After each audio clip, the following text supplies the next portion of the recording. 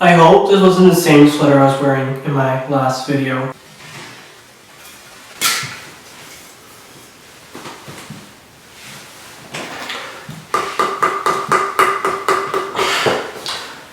It's a no straw. I love turtles. So Toy Story!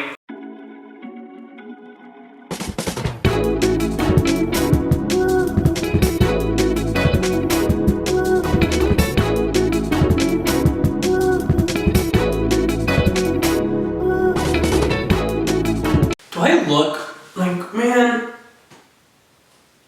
should I zoom in more? I generally don't know if this looks good. Toy Story. So I worked in a factory. Yeah, not fun. They fired me because it was factory material. Don't know what that means, didn't tell me. I asked them, they said no. Anyways, now I'm working at a better job for 2 months. And I was gonna go on from there, okay? So right now, my uploads are not great. I'm entering my Nathan Z era, okay? Don't judge. I have at least 2 video plans. This one's one of them, so I have 1 video plan aside from this. And I'm writing the script, I'm rewatching everything, I'm writing stuff down. I'll do sketches eventually. Stitches? Sketches! Okay, Toy Story. So Toy Story is basically about toys coming to life and making you feel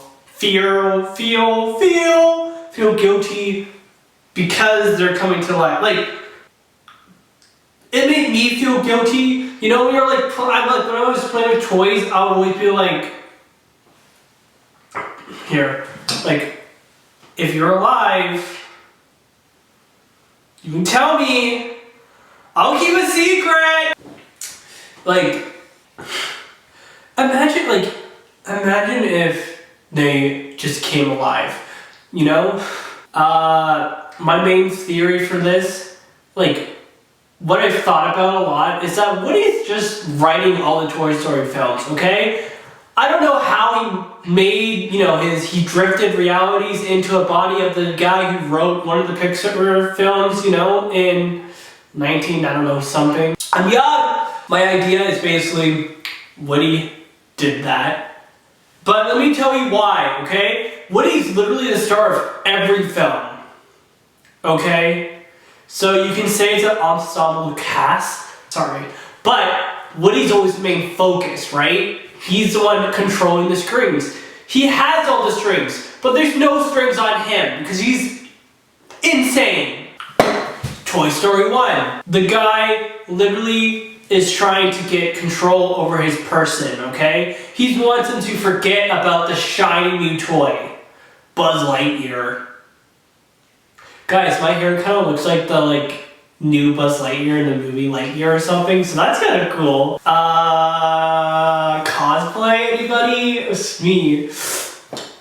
Don't look like I have eyes. But, so back to Woody. He literally is trying to get his person to pay attention to him. Why? He just wants to. He wants to be remembered. But another thing I want to keep in mind, when he goes into Sid's house, he's disgusted, terrified of these toys that Sid played with. Because Sid's a creative person. We know that now.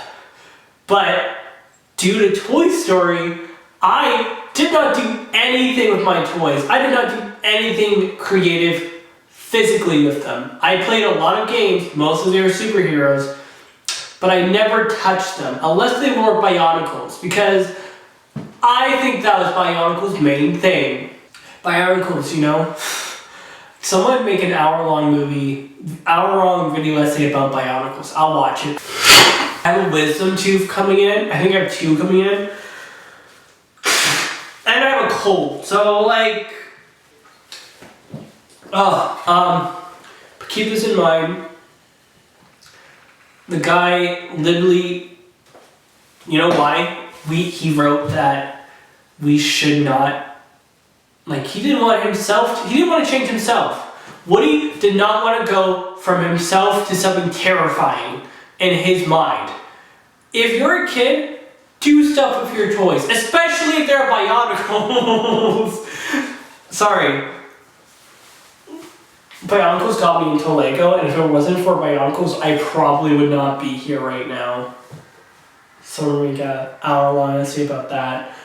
Find my first video on YouTube. It's literally a Bionicle and a Lego in stop motion form. Keeping this in mind, you know what he does to Sid for being creative? More creative than I am. My Bionicle, stop! He terrifies Sid to the point where I'm assuming he goes to a lot of, he just thinks he's crazy. But he's not. We see him in Toy Story 3 living his best life. I don't care what you tell me, he's happy. He's happy. Okay? Screw you if you think otherwise.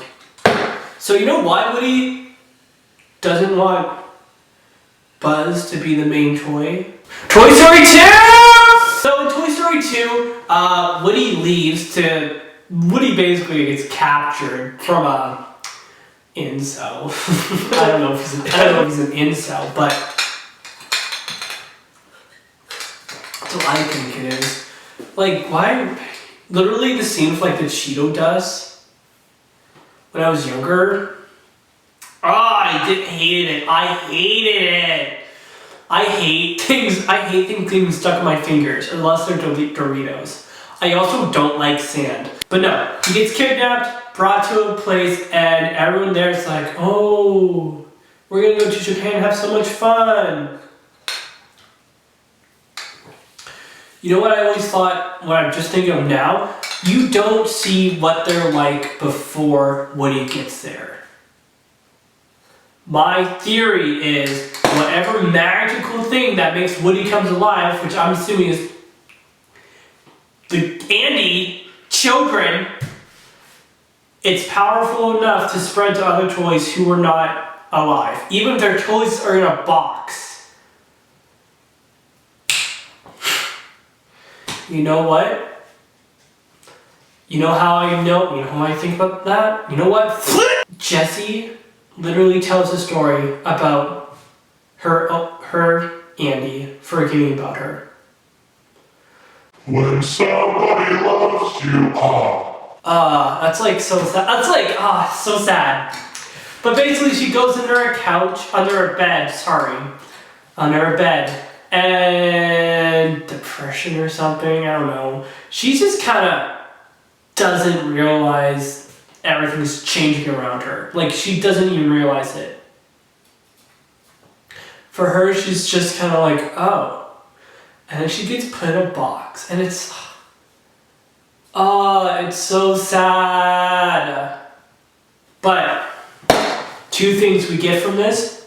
One, if you don't play with your toys, they're just blank out and forget everything. That makes you want to play with them more. Two, Woody wrote that for you to remember it. And you have to play with your toys, or else they'll just forget about everything. They just won't remember you. Do you want that? No! Play with your toys. I had so I played with stuffed animals, right? Because action figures just weren't for me, okay? Most action figures had a label on them, like you're some kind of superhero. Not about that. I'm about my own stories. I'm a creative thinker. When I was 4 or 5, I used to play with pencil crayons and crayons, and I just had stories with that. I didn't draw. I still can't, but I'm a master. I'm good at telling stories. I wonder if I was in the Pixar universe and would those toys come to life? They probably would, because Forky and stuff, and he basically came to life because someone played with him. But still, pencil crayons. I'm just saying, I played a lot. When I was when I played a lot of pencil crayons, to the point my mom's like, do you not draw? No, Mom, I don't. Mom, it's good for you to tell me not to go into animation as a career. You could see the red flags from my birth. Toy Story 3. So, Andy's an adult, and I feel like this is basically just Woody telling us that you don't have to keep your toys. Woody, like as much as Woody thought, like as much as he wanted Woody wanted you to think he wanted to go to college, but Woody knows from Jesse and from writing this movie, if he goes to college, he'll just blank out and not remember anything. Like I'm pretty sure nothing would happen in college. He'll just be an item. And that's fine. I don't care about my toys anymore. I'm an adult. Okay. It's very simple. Like that's just a simple plot line of it anyways. But yeah, Woody basically Woody's telling you it's better for you to pass your toys on than to let me go into a stagnant state of not realizing I'm alive. And basically, Toy Story 4 is Woody taking his own, just getting rid of all of that and saying, screw that, screw what I told you, I'm just gonna run away. Insert joke about someone important in your life running away. I don't want to be rude.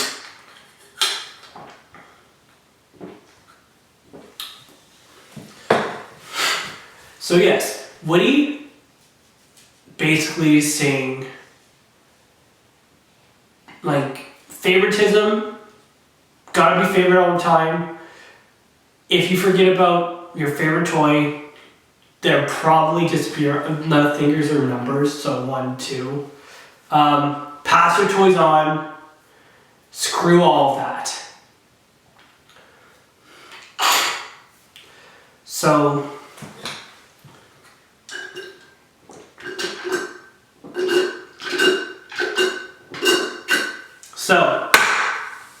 what have we learned today? Reality shifting is real. Don't you dare deny it. Stop! Don't you dare deny it. Reality drifting is real. And if someone says it's not real, Woody. And then send a link to my video so it can get a lot of views. Guys, I got fired from my job, okay? I need people to like, sub, and subscribe. I didn't say it before, I need it now. I tried promoting myself on Twitter. Twitter ain't shit. Joe's a cat, write that down. I'm out.